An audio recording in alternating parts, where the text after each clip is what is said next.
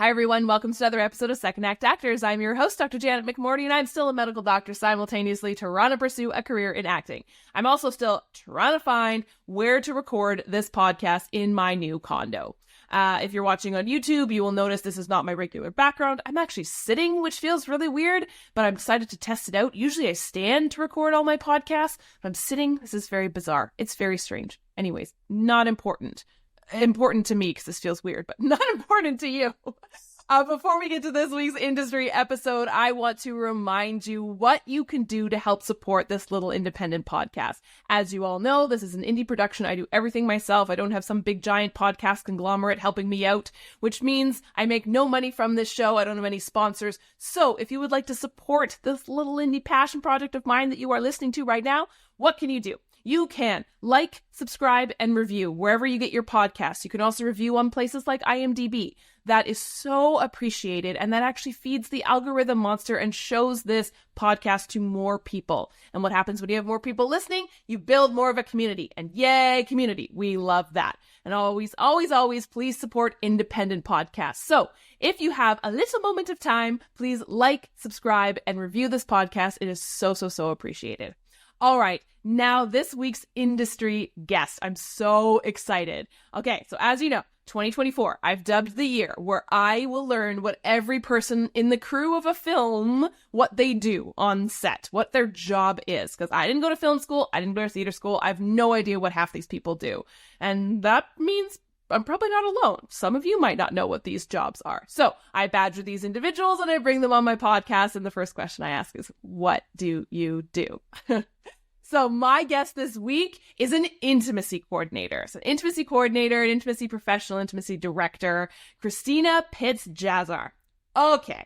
Christina is amazing. We have been social media friends for a while and have been wanting to have a conversation for ages. And it finally happened and it was epic, as you would expect. Intimacy coordination or intimacy professionals have been, kind of talked about a little bit more than usual, I would say, over the last couple of years. It's become a kind of a hot topic, especially with the Me Too movement.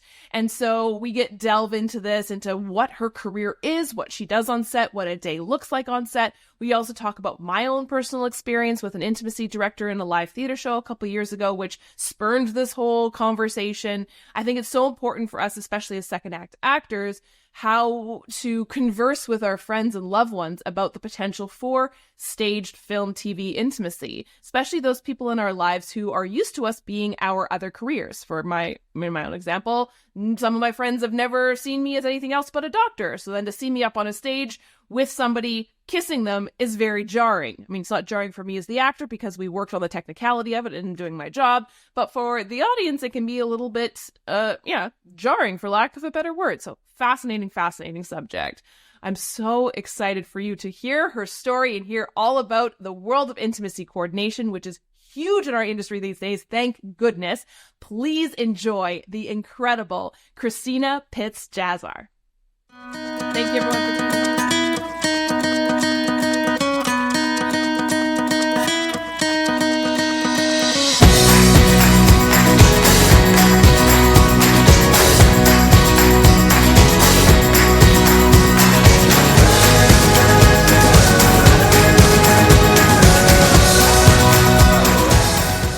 Tell me your story. How did you get into this crazy business and intimacy coordination, intimacy direction, everything?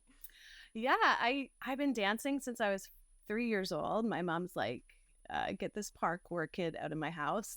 And so she put me in dance, which was just fantastic. And I've never stopped dancing. So that was my into the industry. I went to Ryerson, now MTU, or TMU, sorry. And then that dance placement took me to cruise ships, and I moved to Europe and just danced. I've just been dancing nonstop, really. And I'm turning 50 this year, and I still am dancing. I mean, what is going on with that? I love it. So yeah, dance took me all over the world, really. And then when I came back to Canada in was it 2004? I think SARS hit, and live theater had kind of taken a plummet. And I was lucky to land a commercial, which got me right into ACTRA, like just doing movement. I was a Dutch can kick line dancer for like a pop commercial. That was super fun. Anyway, and then I just started doing more film and television, more movement, a lot of movement. And then I was on The Strain. I worked on all seasons of The Strain as one of the vampires and one of the Strigoi.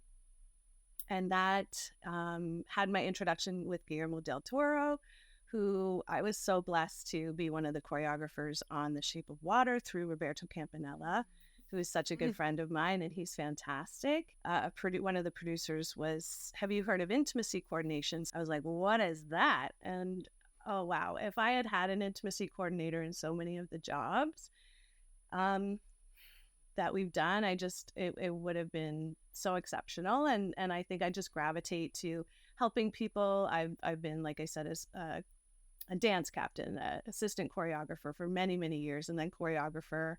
And I love helping people with their visions. So just that communication and wanting to help clarify and all the things that I'm sure we'll talk about what intimacy coordination is all about. But to me, it's communication and bringing in all of the information and making sure everyone's on board and on the same page is something that really excites me. So I looked into it and started training, and then COVID hit and and all the things, and I couldn't get to LA or New York where I wanted to train. And then I just asked and asked. I am not a shy person to ask. I don't feel like I'm like overzealous or like outgoing in an uncomfortable way, but if there's something I want to ask, like I try and teach my kids, it doesn't hurt to ask. You're not going to be worse off if someone says no. And no's are good because even in intimacy coordination, you find a new way to do something, or you try and figure it out. So it really is a lot of problem solving. And anyway, that's who I am as a person. I am not afraid to ask and get a no, I guess. I don't know if that comes from the industry, acting, dancing, whatever, and just you're always prepared for no. So when you get a yes, it's like, woohoo! It's like super fun. So I just asked and asked of like over COVID, since there was no in-person training and no traveling, and just reaching out to everyone who I could figure was a part of this. Like theatrical intimacy education was such a fantastic resource for me. And then they started I feel like I was the catalyst for this, but no, of course I wasn't. I'm sure hundreds of people were asking them how they can continue the education online. But then doors started opening and people started having workshops and classes and sharing information. And then a fantastic group of Canadians started an educational program called Principal Intimacy Professionals. And I trained through them. And then, I just went running. I was like asking anyone who I'd worked with, or DOPs, ADs, directors, just, hey, I'm an intimacy coordinator now. And I haven't looked back. I love it. Ugh. It was so interesting. Well, there's so many things. I cannot wait to talk to you about this. Tell me about, like, what is an intimacy professional? Because I think so many people are learning about what it is, and so many people still have, like, the thought in their mind that you're the sex police. Right. But at least from my experience, I mean, I've worked with intimacy coordinators in live theater personally. The biggest thing I've noticed is that so many people who come into this career path are movement based. Like you were saying, choreographers, fight directors, stunt performers, because there's so much choreography that is involved with this career. So please tell me all about it. Yeah, it's interesting because working in film and TV, I mostly have worked in film and TV. I do come from theater, and I would be excited to participate as intimacy director, but I find the pace that I've clocked into is with film, which is a lot faster, and just working at that tempo. Movement, like I as far as I understand, it really came from fight direction, from the safety and the protocols and the conversations that happen within the fight direction world that Tony Asina, I believe, started that conversation. Like, why isn't this considered for intimacy work? Like when two folks are moving together and playing together, and it's kind of was always left to the actors to, well, you two figure it out, or whatever you're comfortable. Okay, go. Let's just see what happens. Yikes! Like, would you ever do that with, fight choreography? Okay, just swing a punch and let's hope you don't hit somebody. No, you want to have conversations and talk about it. So yeah, when my agent and I were talking when I was getting into it, being a movement specialist or movement coach, having that training was a big part of the conversation. But when I went through the education, it actually is such a small part in my mind. And I don't know if that's just because movement sits so well with me, or I kind of consider myself as an actor's movement choreographer, like wanting to translate that language of dance and choreography to, I don't know if this is the right word, pedestrians or layman's terms, or common language for actors and people who don't have choreography in their bodies and language. So I really like to bring that communication into simplicity or into everyday life, or, when you're doing this at the gym, this is what this movement feels like, or when you're walking or whatever it is, just kind of finding what maybe you, Janet, feels your language is and translating dance for you. Like, I love to really individualize it.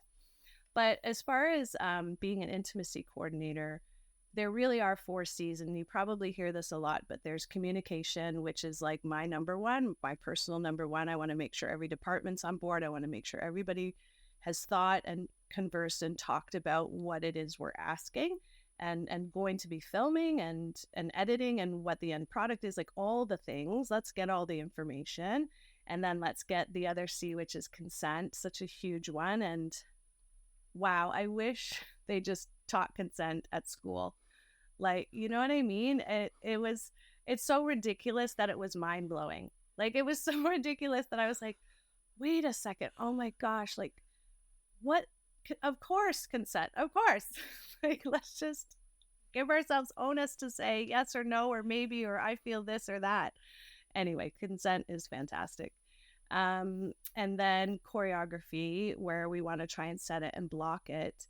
And then closure, which is the other part of the C's that really excites me. Something, again, I wish I had known or thought about bringing those practices. So much of what we do as actors and performers is building our character, building our backstory, creating all of these feels and emotions and the way we walk and another person within our vessel, within our instrument, and that's us. And then, okay, closing or show's over, cut, all the things, you walk away.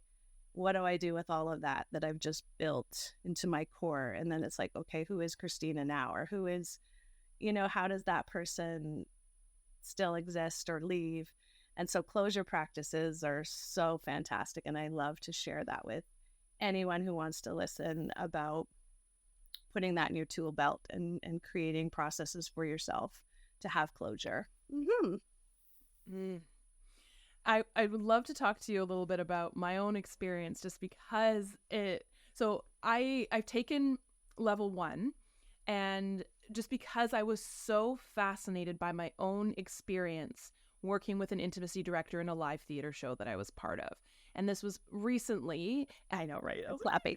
It was, I learned Is this with IDC? Is level 1 with IDC? Yes, I did. Yeah, fantastic. Yeah. I was just blown away by my own experience, and I'd love to talk to you a bit about it, because I think it'll resonate with a lot of listeners on my show who are coming into a career in acting after a full-on separate career and life. Yep. And so for myself personally, it was a theater show.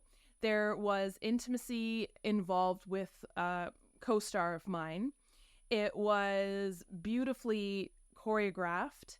It was, my co-star had extensive experience with staged intimacy. I had 0 because you don't learn that in medical school. Right. And it was a fascinating thing as a learner and as a scientist to realize that what we were doing, like we did the whole like build up to like kissing.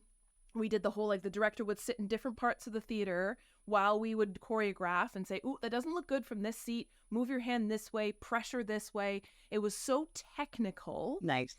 And then the closure practice, which as a scientist makes me tingle with joy about, so, you know, my co-star and I developed this closure practice of like tactile high-fiving, auditory, speaking. We had an intimacy check-in before we went on stage. We checked in, we tapped in. Fantastic. And it was just fascinating. Oh yeah, it was just fascinating to me about, again, the science behind it all, right? Like it makes sense that I was able to fully turn into this character, tap out, turn out of it. Yeah. But what I would love to talk to you about is the reaction that I had from people in my life who are not in the industry. Mm-hmm. I had so many people who I was with my now ex at the time, who had, you know, consented, been like, yeah, everything's good. Mm-hmm. We had a great conversation about it. But people coming up to me saying, I don't know how you can do that. I would never be able to do that. Mm-hmm. That's cheating on my partner. Yeah. I had somebody say, I wouldn't want my kids seeing me being intimate. Interesting. I had people in the audience who didn't know me as an actor, just knew me as Dr. McMorty, being like, that's not your partner. Yeah. Like, I was so uncomfortable seeing that. Yeah. And it was very interesting because now I have added this new part of my life that people who were in the other part being like, no, but why do you want to be an actor now? Like, you were a doctor and now you want to like make out with people on stage. I had somebody say, oh, that's a cool excuse to like get your kicks on when you're bored of your part. Like, it was a fascinating response. Yeah. And I would love to hear your thoughts on that, because so many of my listeners are trying to enter this career where they might have to experience intimacy, and nobody in their lives prior, when they were a teacher, cop, lawyer, doctor, they would never have thought that was a thing to occur in their life. Yeah. So many things are coming up for me. Really great points.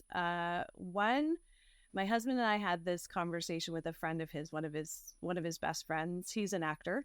And so we've grown up knowing the world of imagination and being able to separate and have all the things. And I mean, he's played Bernardo 100 times. So Anita and Bernardo's passion is always hot and fun.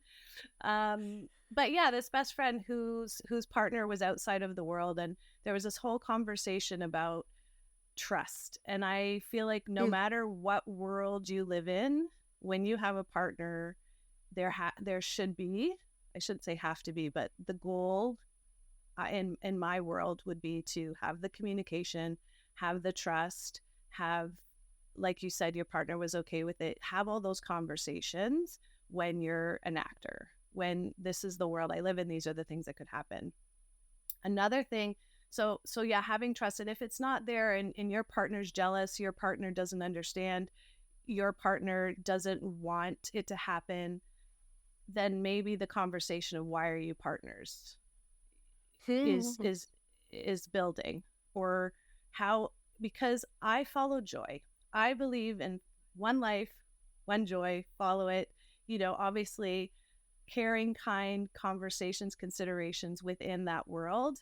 But I'm not always happy. I'm not always having the best day, but I gravitate. I want to follow joy because I feel like it keeps me younger. It keeps me happier. Like, why wouldn't you, right? We can't always have it. There's going to be things that happen in life, but that's sort of my light that I try and follow.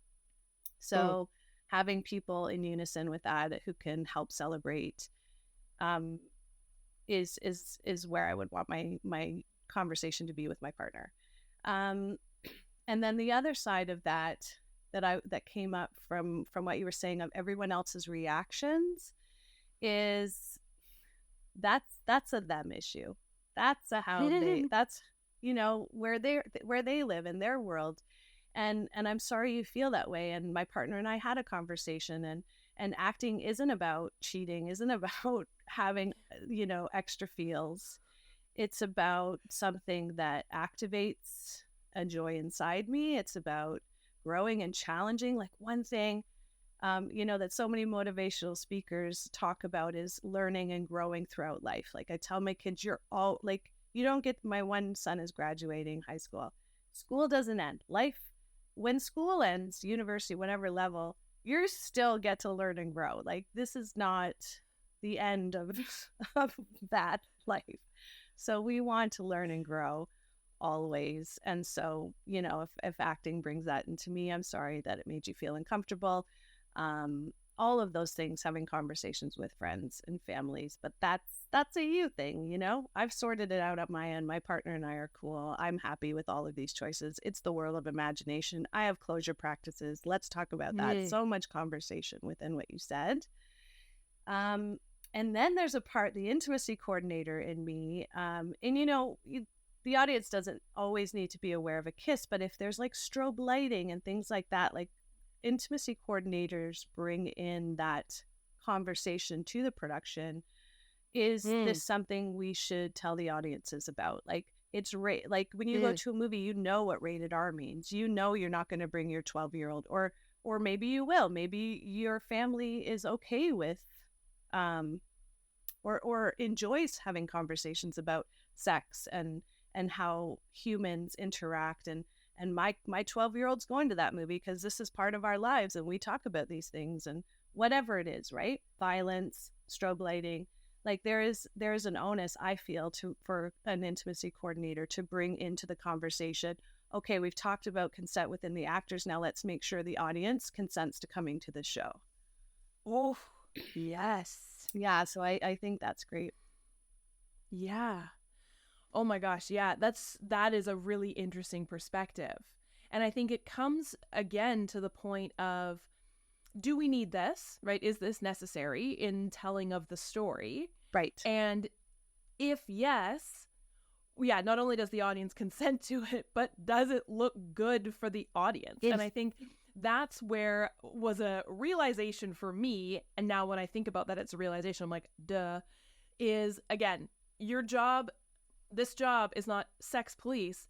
It's making the production look better. Yeah, of course. It looks so much better when it's choreographed and done well by a professional who understands. Yeah. And it's funny, the analogy I think of, and this is terrible, is the movie Zack and Miri Make a Porno. Okay. I don't know if you've ever seen it. I'm gonna have to now. It's the whole ending is, this couple, Zack and Miri, decide that like they're gonna have sex on camera and they're actually in love with each other. Right. And when they watch it back in this porno that they made, it's so boring, even though they were like so in love when they were filming it. Right. And I'm like, oh my gosh, that's so funny. Being like, nobody, and like the people making the porno were like, no one's ever going to want to watch this. This is stupid and boring. Like, yeah, it's bringing in that your theatrical. Job makes, your job makes the production better. Yeah. Yeah. Instead of it being, your personal choices, number one, bringing in characters, like how would this character touch each other? Where are they in their relationship? And not just the actor's friendship. It's really, like you said, checking in and checking out, clocking in to now the choices I'm making are my character's choices. The way I'm touching you is based on the character that I'm portraying right now. It's not Christina doing it. And then you check out, okay, now these are Christina's notes of how I felt that scene went. You know what I mean? And being able to separate that. But yes, to make it look good for the camera, for the audience, and making it technical in a way helps you, the actor, separate from those personal moments. So then there's you land in the comfortability of it. You know that for these two beats, our lips are together. For this beat, the hand's going to travel down my back. It sounds technical, and there's been articles and conversations of actors, A-listers going, it takes away the spontaneity. But the spontaneity can take actors out of their performance. And audiences aren't stupid. We talk about it all the time. You can watch something and be like, why did that feel weird? Well, probably because they actually felt strange in that moment, or uncomfortable, or and why didn't it sit well with me as an audience member? But then there's those ones where that looks so real, that had to have been real, that has to be real. And then no, actually it's not. It's just well choreographed or thought of or filmed or lighting or all the things. There's so much. It's just so fun. Yeah. And a funny thing that I had when I was conversing with my co-star, and we're still great friends to this day, was I had told him, I was like, look, I've had these really interesting reactions from people in my quote unquote other life. And he got so mad because he's like, that completely disrespects the work that we're doing. And it made me reflect on it. I'm like, this is really hard. Yeah. It's really vulnerable. We worked so hard. It was exhausting. And it was a weird feeling of like, some people being like, ooh, you must be enjoying that. You get to make out with this like young, hot guy. I'm like, what? How do I react to that? No. Like, I am not. Am I supposed to be enjoying? I'm not enjoying this. Yep. This is like technical work, and it's hard. I'm doing my job. Like, do you ask that of a gynecologist? Do you ask that of, someone giving you a pedicure? Like, are they enjoying touching my feet? No, they're doing their job. And if you feel that there is, or there, maybe find a different doctor or a different mani-pedi person. I don't know, but yeah, it is interesting that the entertainment industry allows people to, or society has made it so it's not work. Like the conversation of the starving artist always comes to mind for me, because I really don't like that phrase, because there's so many artists who are not starving. And if that's like the language and the words that come up, then again, we're not opening up to the universe to be plentiful, to have this industry supported in the way that it should, in my mind. And the fact that so many of us struggle for our passion, it's like you said, it's like a disrespect or a lack of it. So, but if we can eliminate that language, that verbiage, then I really believe then society will start seeing it, as my career, my job. The word career alone levels up, I feel like, the work that we do. I don't know. I think words have power, and it's so important. And again, it just draws me back to being an intimacy coordinator and finding and the communication side of it, and finding the language that works for this director and that director. And it's always going to be different. One of the questions I get, or even in training, one of the things I talk about a lot, I don't train, sorry, but when we're in like conversation within workshops and training, is, what do I do if this happens? Or like, this is a scenario, how do we handle it?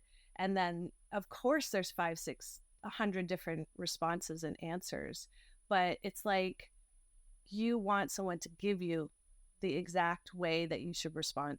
And sorry, something just popped into my head about when I was pregnant the first time. I just wanted someone to tell me what labor was gonna feel like, be like as a dancer, someone who's in my body, someone who's always feeling and communicating with movement and body and how that feels. And can you just tell me what it feels like to go into labor? No, of course not.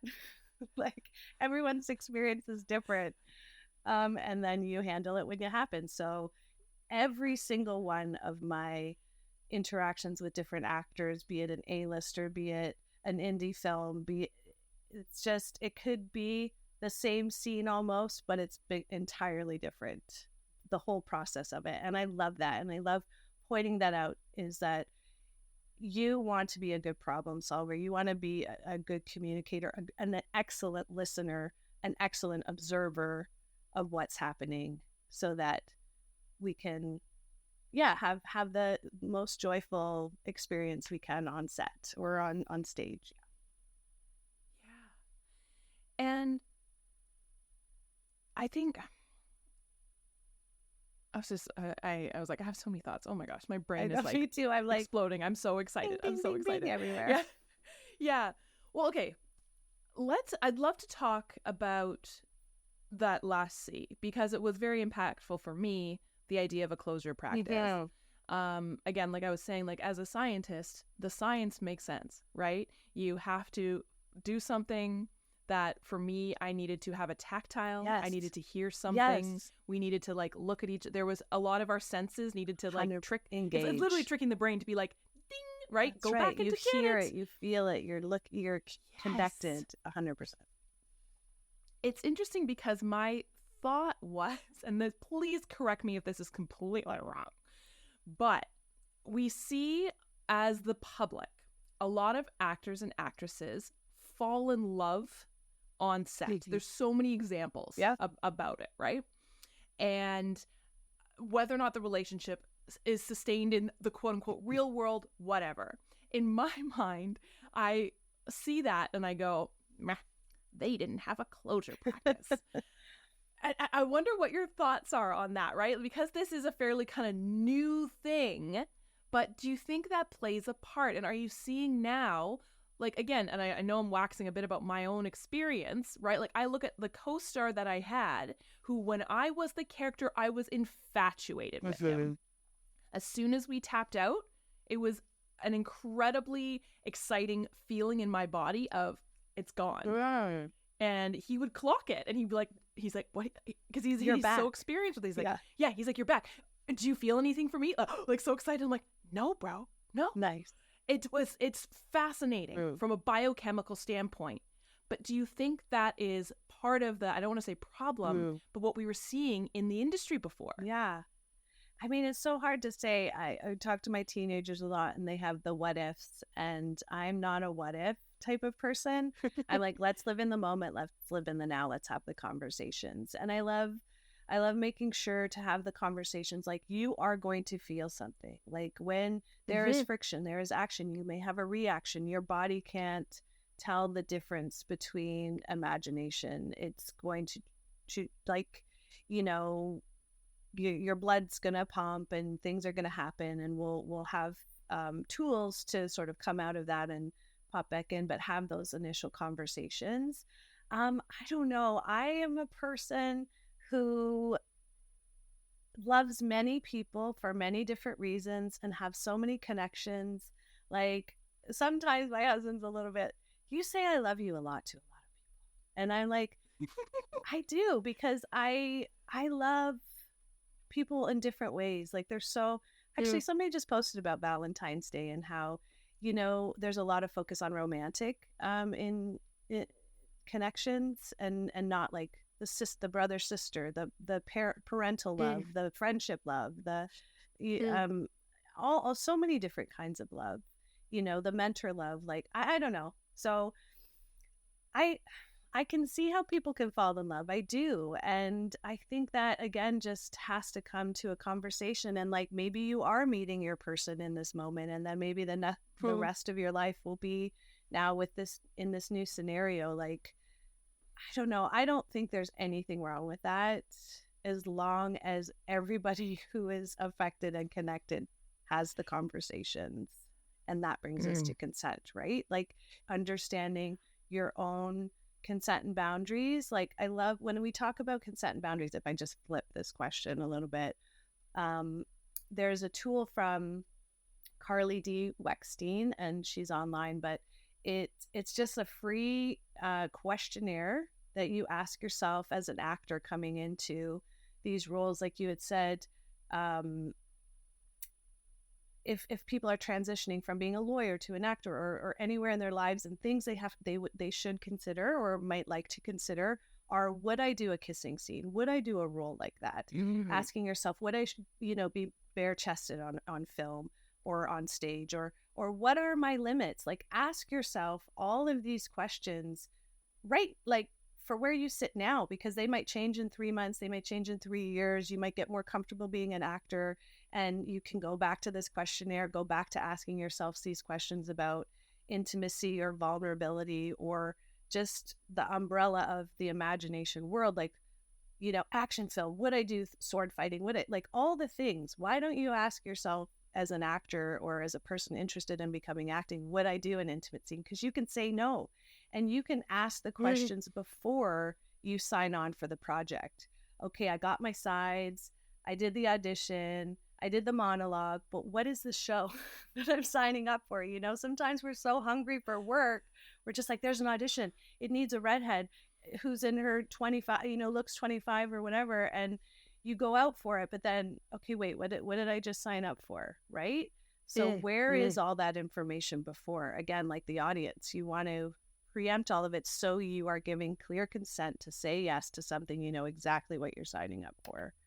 And so, yeah, having those conversations with yourself, and then it's easier when you're in the room, you've had your third call back, you're excited, sounds like a fantastic role. Oh, by the way, we'd like you to be topless.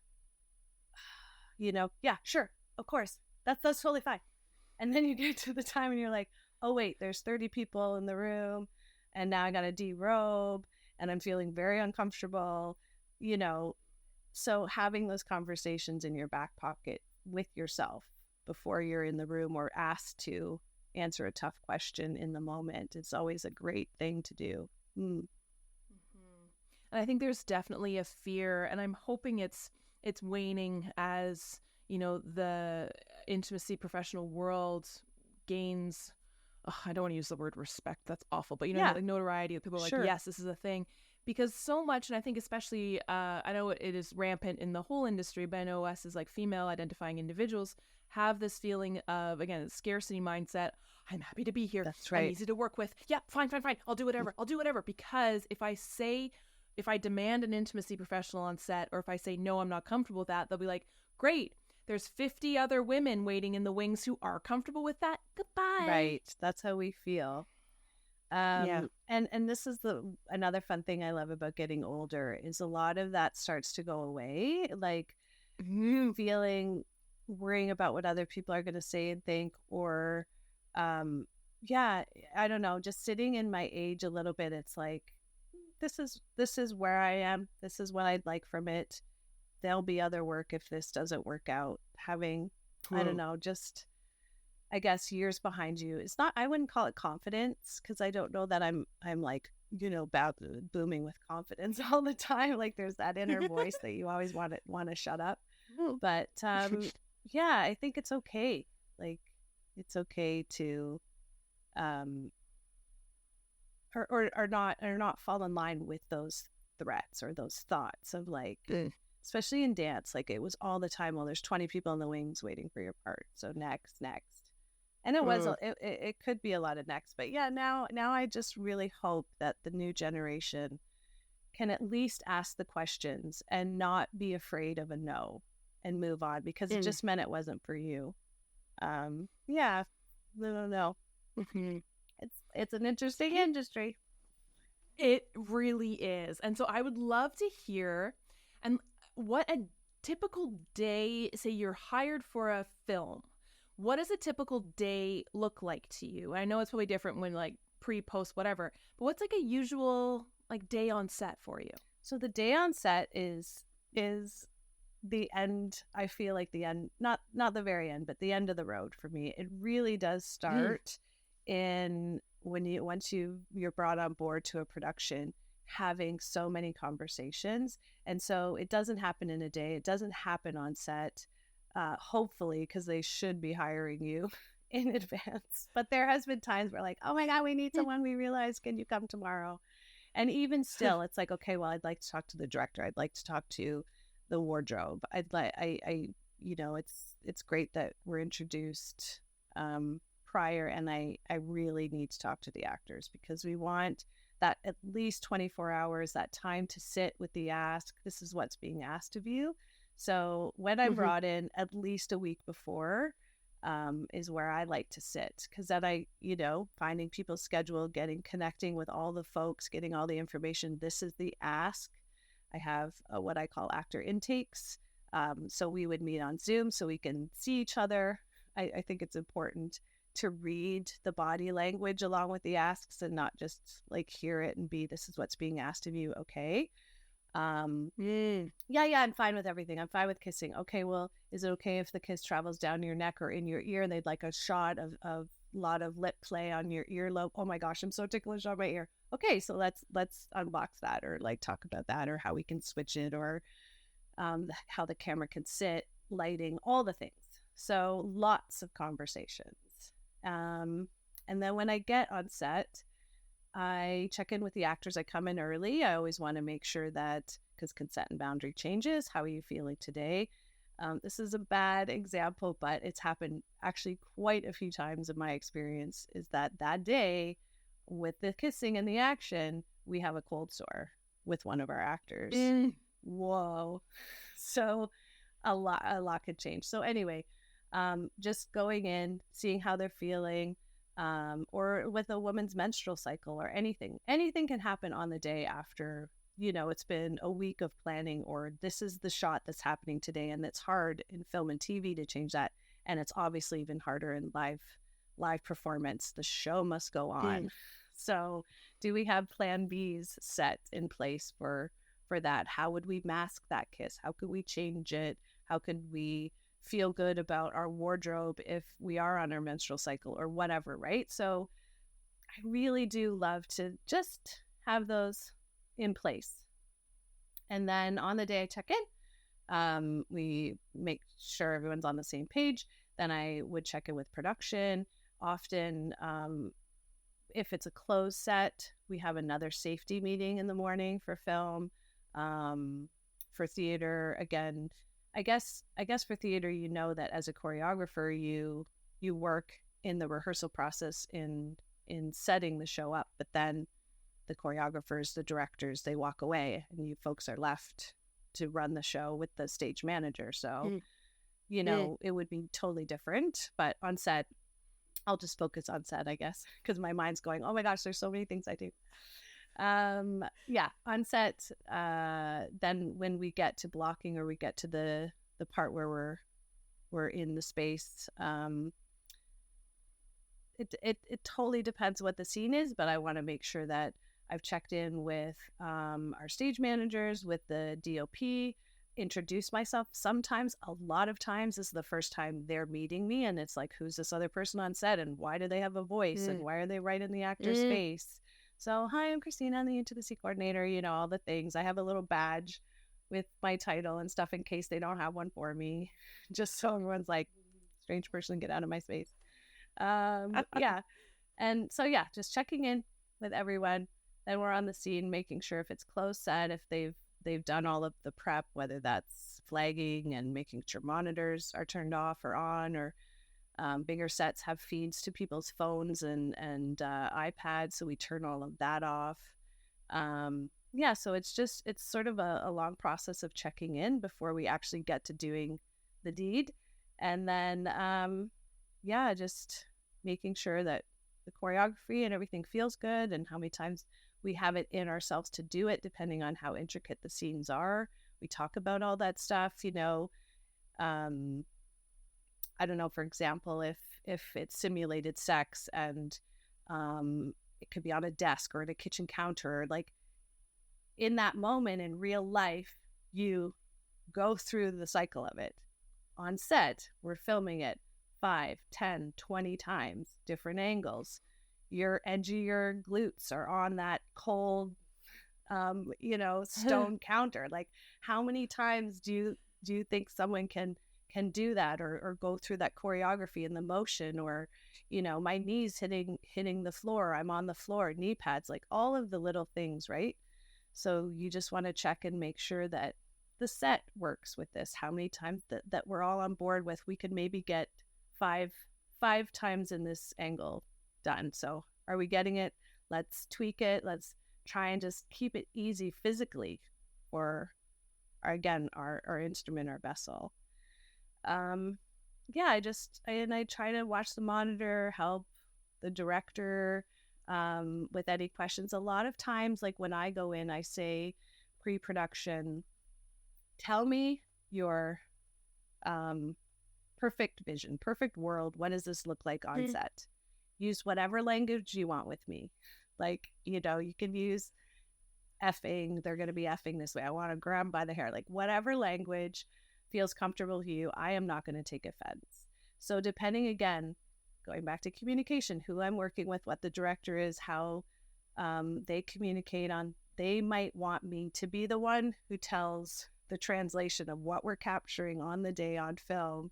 You know, I want it to be more aggressive. I want it to be this, like, because if you say that to an actor or in the moment, it might take them out of character. It might trigger them from something that's happened in their real life. It's so we also want to participate in language that is technical, like you said, and not emotionally fired or triggered. So a lot of times directors, in my case anyway, have asked me to communicate their tweaks, which is also interesting for the rest of the crew to see, because that doesn't happen a lot. Yeah. And so, or they'll be like, how should I say this? Or how can we make this more that? And I'll say, well, what if we ask for it to be closer? Or what if we switch the angle? Or what if it's prolonged? Or the energy in the hand reads? It doesn't have to squeeze. You don't have to hurt someone. But if you engage the muscles in your hands, it's going to look like the energy you want. Like so many things. Anyway. Yeah. And then, before when we get in there, I want to make sure the actors have checked in with each other too, and done our, I always talk about doing the high five and engaging, and we're checking in. And I remember some of my A-listers are like, you want me to high five? And I was like, well, it's just a nice little tool. We'll try it. And then it's so funny because they're totally off. And then I don't even have to say anything. They'll be with their co-star, high five. Like, you know, they've said cut. It's like, high five. Yeah, fantastic. Like, it's so interesting how we like kind of poo-poos it sometimes, but it is, like you said, it's so interesting. Yeah, and then we do it at the end. We just check in, closure, high fives, and then I like to have a moment. It depends who it is, because sometimes I've actually had a couple actors be like, I've worked with an intimacy coordinator before. Please don't check in with me every 5 minutes. That, like, it pulls me out of character. I don't like it. Whatever, it was too much. It made me get into my head. 100%. I can be a fly on the wall, and we have our tools. We know that if you make eye contact with me, like a moment, whatever it is, I'll have to check in. If you need me, you know where I'm standing here, like all the little things. Yeah, or you guys are good. I'll just be here, helping the director, whatever. Yeah. So there's just so many different ways. It's just, what it makes me feel, besides like so excited, is it turns everything, it just amplifies the creative collaboration. Whoa. And it almost feels like here's the actor, here's the cast, here's the crew. You are kind of that middle point of being like, let's all play together. Yeah. And when it does, like, everything about this is why we want to be actors in the first place, and crew, right? It's creation of a thing, and it's collaborating with others. I love that you said why crew. Would you? Oh, yeah, I love that. Why would you not want that? I love that you said crew, because I going into it again, I believe that the light was shone on this role after the Me Too movement, with a focus of women and the feminine experience, or like the female experience, sorry. And I love when I come in anyway, like one of many of my focuses is the crew, is the male experience. You know, again, going back, I think of West Side Story, just because we've been involved in that live show so many times. But the boys that have to engage with Anita in a violent way, the focus is always, Anita, how are you? How does that feel for you? This character, like, and what about those actors who have to create the assault? They go away and they've had so many feelings. And I actually know one who that show kind of ruined that actor's career, and they didn't want to do it anymore. That is, because it was too much. And that makes me sad. But it also is like, not everyone's meant to have the longevity for this career. Like, this is a hard job, as well as it being fun and interesting, and everyone thinks of it as, I don't know, like, not really work. It's hard work. There's so much to it. Um, but yeah, bringing in the crew and considering the crew. I was talking to one of the series that I was on, and a lot of times when it's big shows, they only clock the scenes that the production has clocked. So even though I would love to see all of the scripts, I really advocate for reading through it, because I might clock something you don't clock. Doesn't mean I have to come in. It doesn't mean it's going to be an extra expense for you, because of course, bottom line, all these productions want to know how much is it going to cost. But just to have those conversations or considerations, like you said, or flag it in the call sheet, this is happening today, for the crew. Because for example, there was a strip scene and the actor was fine with it, didn't need an intimacy coordinator. It was a solo act, not a big deal. Everyone's like, great, actor doesn't need it, done. But what about the audience? What about the BG that are watching this? What about the crew members who, in this case, one of the crew members was transitioning and had a lot of body conversations for themselves, and then there is this confident human, portraying a character and feelings, and it brought a lot up, and thankfully I'm on the call sheet and the call comes out and to me, and just like, do you have someone I can talk to? I don't know what I'm feeling right now, but this is a lot. So fantastic. And then it's going back to production, going, this is why I'd like the script from top to bottom. So I can just say, have you put a disclaimer to the crew that this is what's happening today? Like, do they know to the totality of these amounts of clothes are coming off, or whatever it is, right? I think it's Jennifer Lawrence who was talking in an interview saying that they were nervous about being in a film and having so much nudity.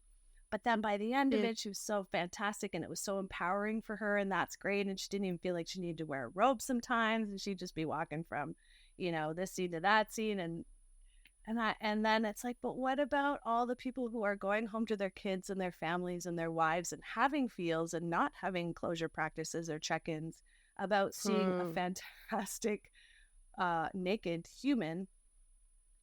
Where does that leave them? Like, has the conversations happened? So I think that's fun to bring into production. Not that I need to talk to everyone. Like, that's not the intimacy coordinator's job, I think, to counsel, but I think it is to flag and to just be aware that they might want to have a conversation with someone, or they might want to have a different person come in and work for them that day if it's going to be, that triggering or or something. But yeah, again, just bringing conversations, bringing thought.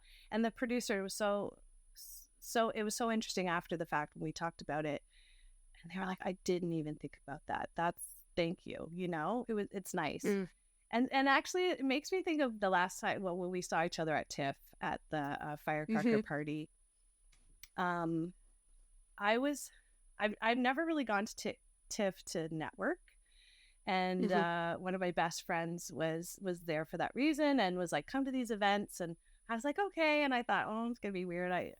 But I do love talking about intimacy coordination. So, but it was so interesting that so many people still didn't really know what it was, that it was a thing. And I was like, because I've been in this world now for, 5 years and talking about it, and it's my focus, but it doesn't mean it's someone else's priority or in their peripheral or focus at all. So I was really excited, but also shocked, but also like interested that there's still so many people in the industry who aren't clear about what it is an intimacy coordinator does, or why they're there, or like you said, the police and like all the things.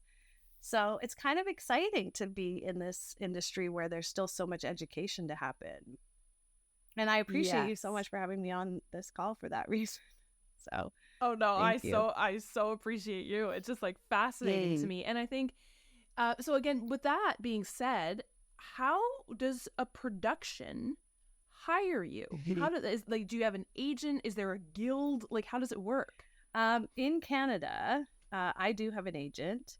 It's interesting you said guild, because I have so many friends in Sweden, and they have an intimacy coordinator guild where you can go on there and find the intimacy coordinator that fits your production.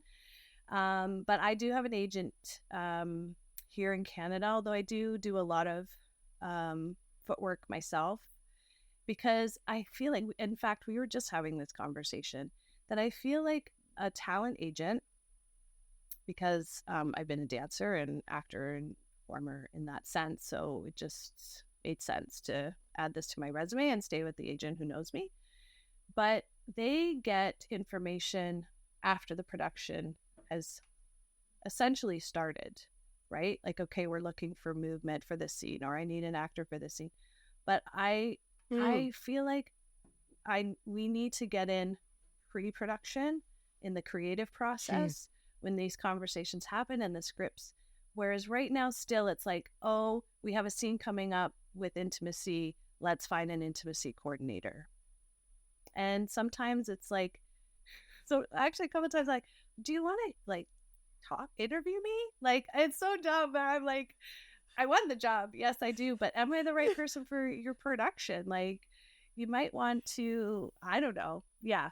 So that, and I have been interviewed for many as well. But yeah, I feel like I'm trying to figure that out, how to get in pre-production, like it's not a Yahtzee, but like something like, and like obviously the conversation right now after the strike and so much progress has been made with SAG-AFTRA and intimacy coordinators maybe being a part of the actor union, the SAG-AFTRA union, and the protocols and the conversations that are happening from that end. Fantastic, because we do align with that. But I really believe that we need to be brought in before we actually are. But yeah, what tends to happen is the PM or the person doing the scheduling or stage manager production will be like, oh yeah, we need an intimacy coordinator. The rare occasion, which is nice, is the actors, like you said earlier, hopefully aren't scared, but know that they can ask for, once they know they're going to be involved, is there an intimacy coordinator connected to this production / scene / whatever. So it can and should come from the actors to double check and check. The production should be on top of it. Usually comes from the PM in scheduling, and then they get the phone call. I feel like the information is getting out there that we should be engaged a week in advance.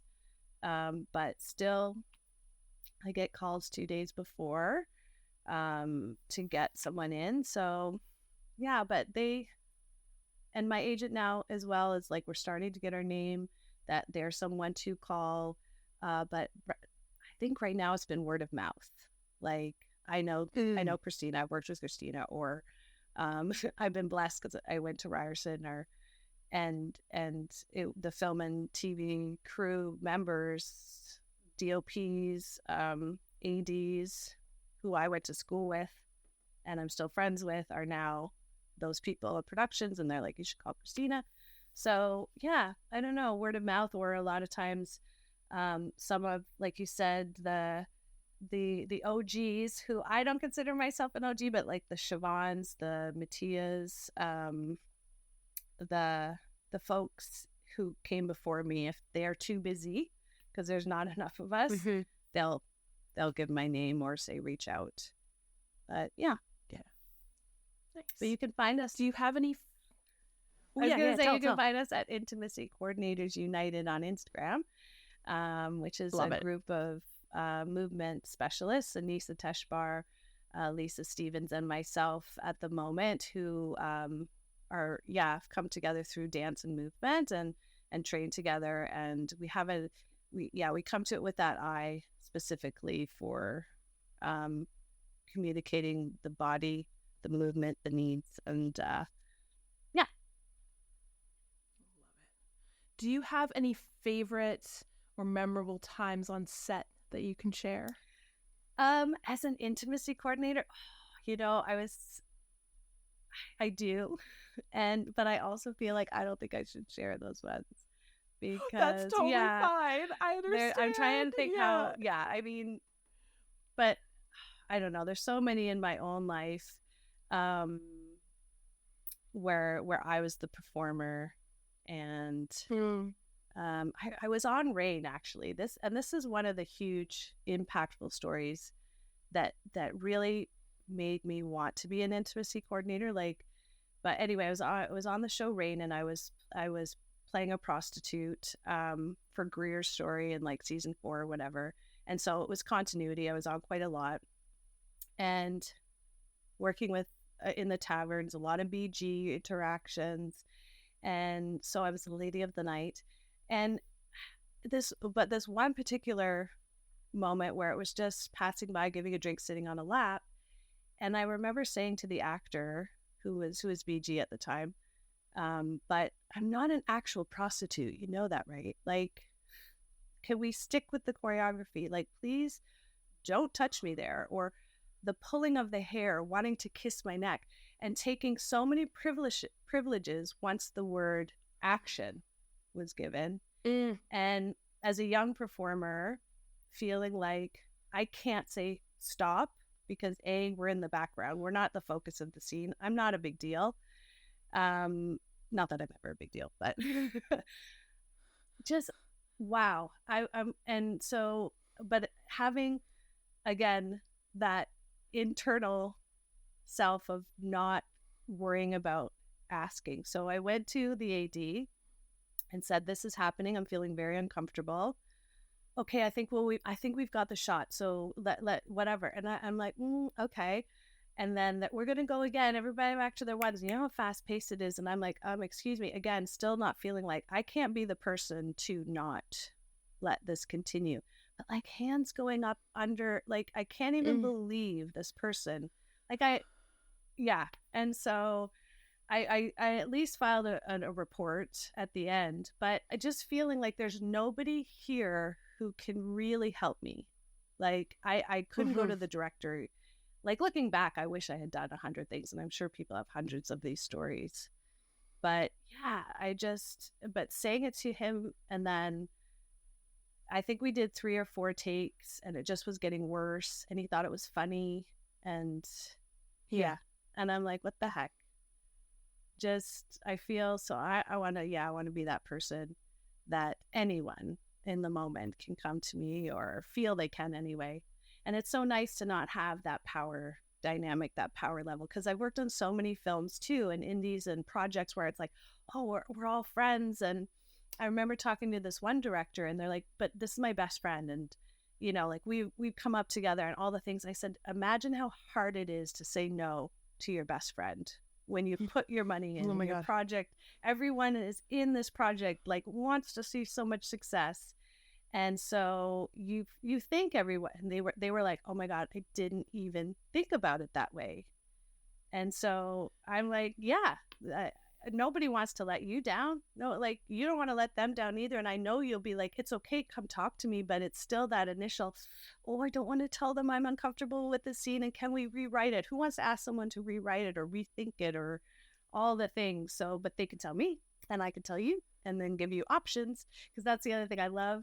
Not just coming with a problem, but coming with a solution, right? So, okay, this has come to me. They're not comfortable doing that, but we can do it maybe this way, or do you like it this way? Or what if we try that? Like, and not just be like, sorry, they said no. Done.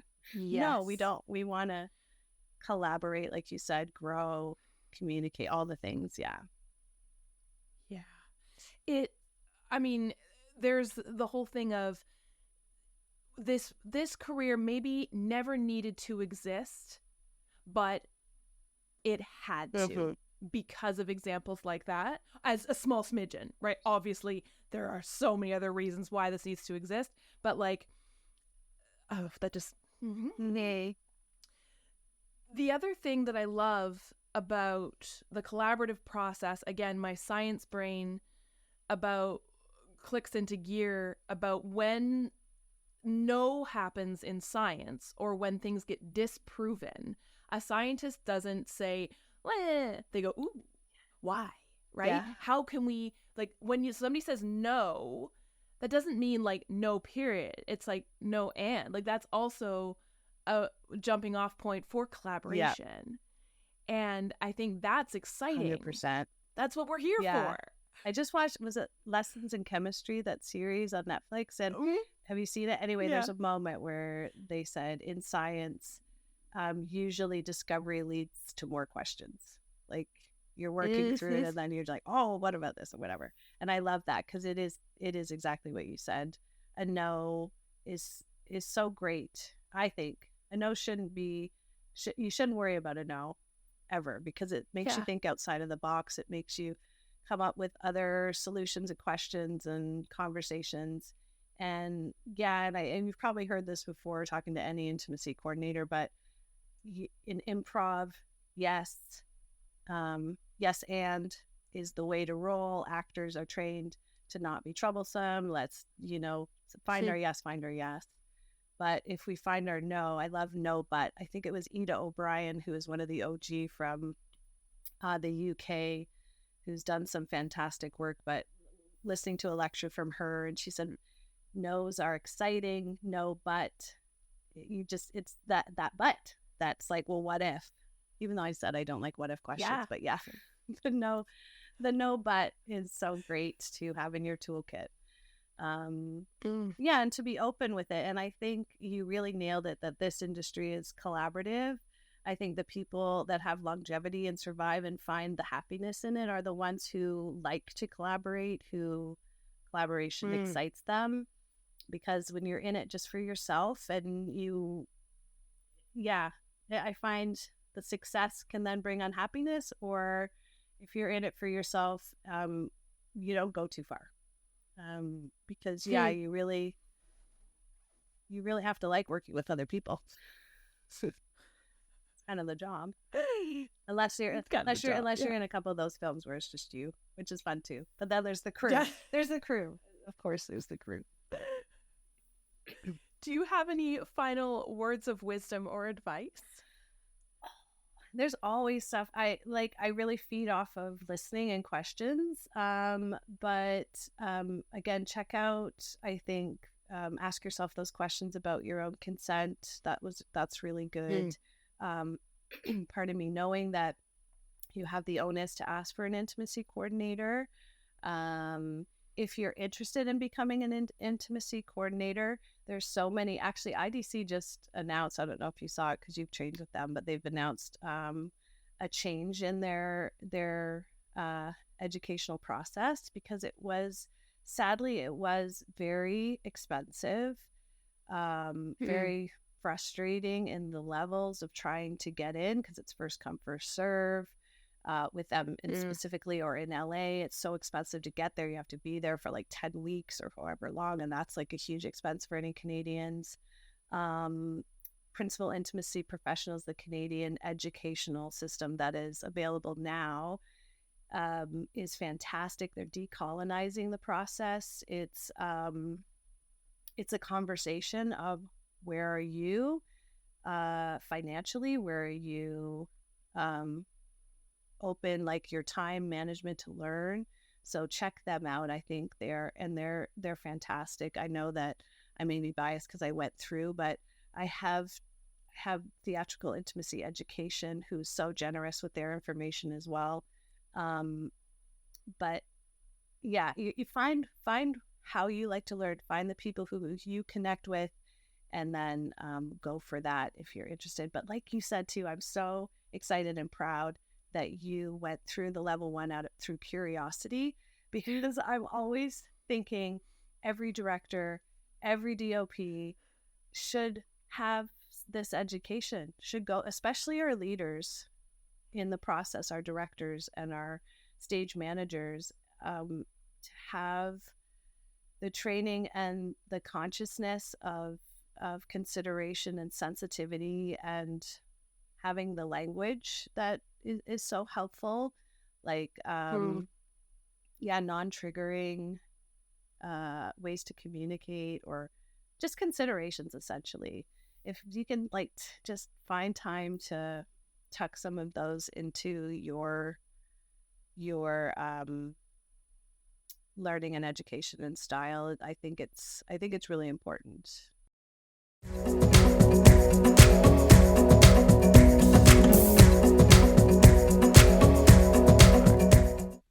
Thank you, everyone, for tuning in. And thank you, Christina, for being my guest this week. Thank you so much for taking the time out of your busy schedule to have this conversation. She and I have had lots of emails back and forth about, editing the podcast. She's just absolutely wonderful. And she's so busy. Yay. This is what we want in our industry. I'm so thrilled for her. I hope you will all tune in next week for another episode of Second Act Actors, and I hope you will all consider liking, subscribing, and reviewing this podcast because it fills me with so much joy. Bye!